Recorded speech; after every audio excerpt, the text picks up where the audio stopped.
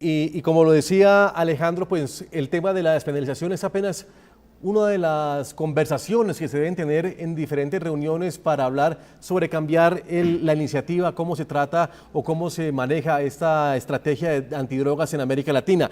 Pero esta iniciativa centroamericana de replantear la estrategia antidrogas en el continente, en lugar de estar incluyendo a la región, parece ser un poco divisionista. ¿Ustedes qué piensan, Javier?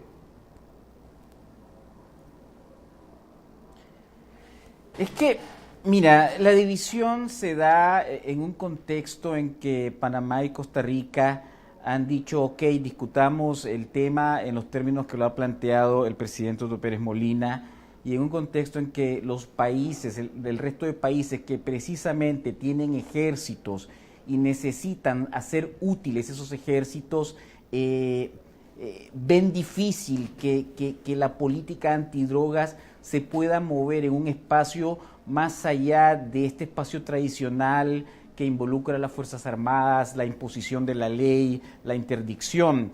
Hay una influencia muy fuerte de estos aparatos militares para que el problema no avance en esos términos.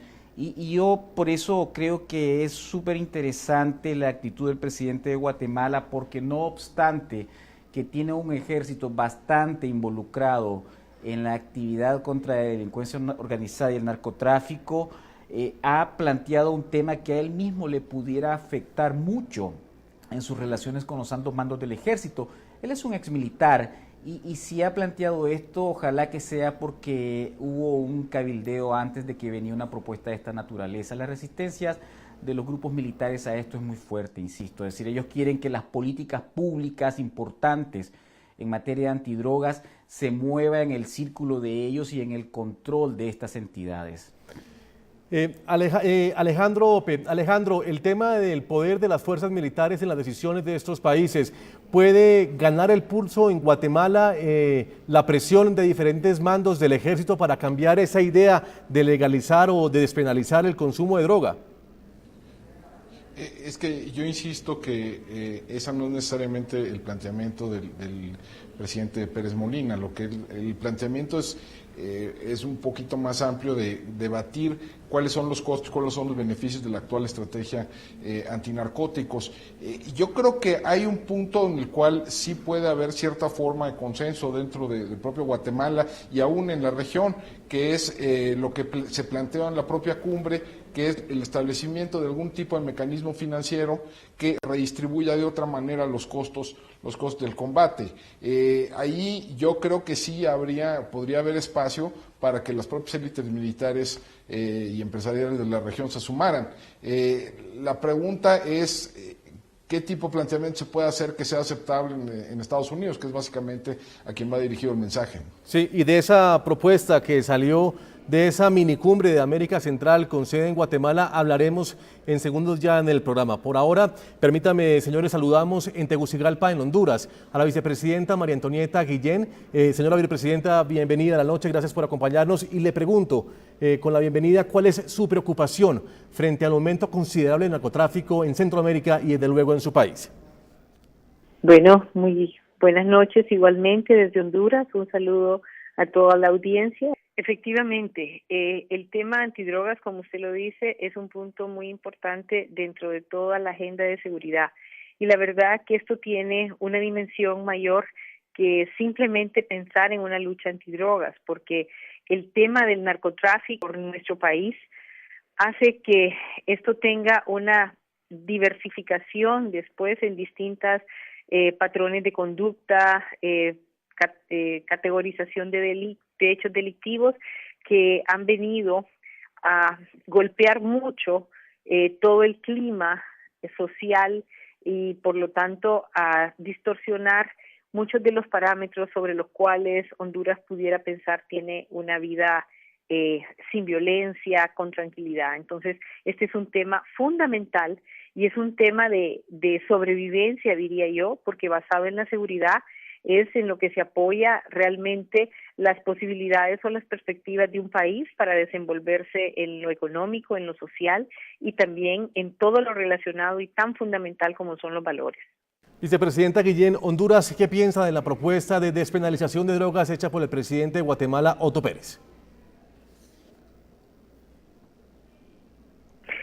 Sobre ese tema, casualmente en una reunión que se dio el día viernes en San Salvador, el presidente de Nicaragua, El Salvador y Honduras, el presidente Porfirio Lobo Sosa, ellos emitieron una declaración. La reunión era para ver los temas del Golfo de Fonseca, del Océano Pacífico que compartimos, el área de costa, pero además en dicha reunión se dio el espacio para hacer una declaración en donde ambos países, y en este caso me quiero referir particularmente a Honduras, el problema nosotros lo vemos de una dimensión y debe tener un mecanismo de abordaje más integral y no posicionarlo por un extremo que va hacia la despenalización, y Honduras está en la posición de que no tenemos o no estamos preparados y no sería prudente ni conveniente al país entrar en un tema de despenalización, y más bien queremos ver el problema de la seguridad como algo más integral y con una visión que pueda traer respuestas a las distintas derivaciones que vienen del tema del narcotráfico. Sí, vicepresidenta, en ese orden de ideas, entonces, ¿cuál sería el camino? ¿Qué proponen ustedes? Es un plan integral con visión regional, porque le explico simplemente para ejemplificar. Nosotros estamos viviendo en gran medida muchos de los temas que se dan dentro de la región. ¿Qué sucedió en Colombia y qué ha venido sucediendo de unos años para atrás? Pues una acción contundente, fuerte sobre el tema del narcotráfico.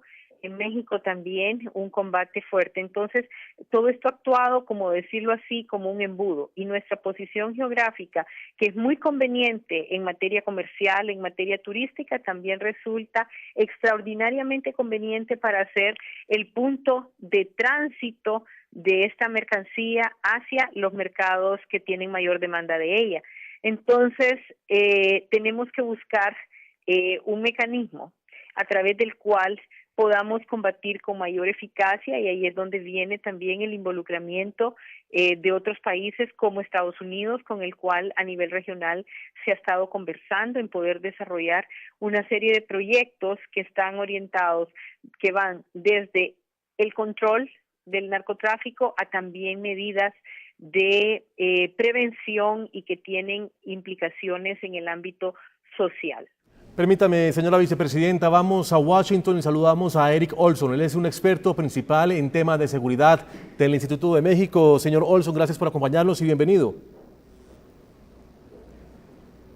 Gracias, un placer estar con ustedes. Aunque no es la propuesta base que salió de Guatemala, estamos hablando de lo que formó la polémica y tiene que ver con la despenalización de las drogas. Le pregunto si hablar de despenalizar es hablar del diablo en el mundo católico.